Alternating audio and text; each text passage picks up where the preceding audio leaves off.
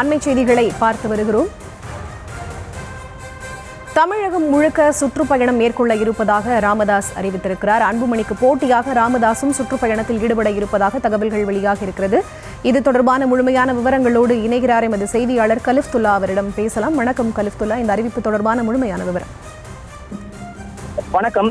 பாமக நிறுவனர் ராமதாஸிற்கும் அவரது மகன் அன்புமணிக்கும் இடையே கருத்து வேறுபாடு ஏற்பட்டு மோதல் போக்கு நிலவி வரும் நிலையில் கடந்த 17ஆம் தேதி விழுப்புரம் மாவட்டம் பட்டனூரில் ராமதாஸ் தலைமையில் பாமக சிறப்பு பொதுக்குழு கூட்டம் நடைபெற்றது. அப்போது கட்சிக்கும் நிறுவன தலைவர் மருத்துவர் ராமதாஸ் எதிராக செயல்பட்டு வருவதாக சட்டவிரோத தனிச்சையாக பொதுக்குழுவை கூட்டியது உள்ளிட்ட 16 குற்றச்சாட்டுகளை அன்புமணி மீது முன்வைத்து அவர் மீது நடவடிக்கை எடுக்க கோரி பரிந்துரை செய்யப்பட்டது.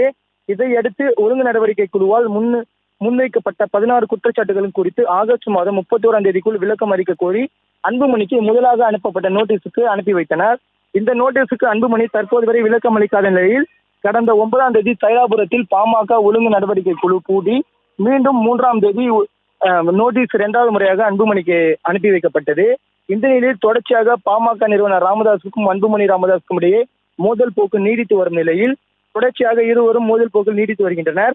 இந்த நிலையில் அன்புமணி மீது தொடர்ச்சியாக அடுக்கடுக்கான புகார்களை பாமக தரப்பு ராமதாஸிடம் கூறி வரும் நிலையில் இதனால் பாமக நிறுவனர் ராமதாஸுக்கும் அவர் மகன் அன்புமணிக்கும் இடையே மோதல் போக்கு நீடித்து வருகின்றனர்.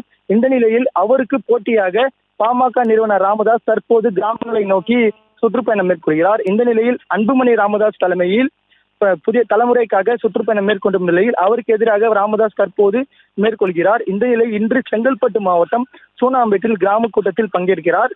அதனைத் தொடர்ந்து வரும் ஞாயிற்றுக்கிழமை கிருஷ்ணகிரி மாவட்டத்தில் உள்ள பொதுக்கூட்டத்தில் பங்கேற்கிறார். தொடர்ச்சியாக அன்புமணிக்கு எதிராக ராமதாஸ் மீண்டும் பல்வேறு கிராமங்களை நோக்கி பயணம் செய்ய தொடங்கியுள்ளார். இதனால் இருவருக்கும் மோதல் போக்கு நீடித்து வருகிறது.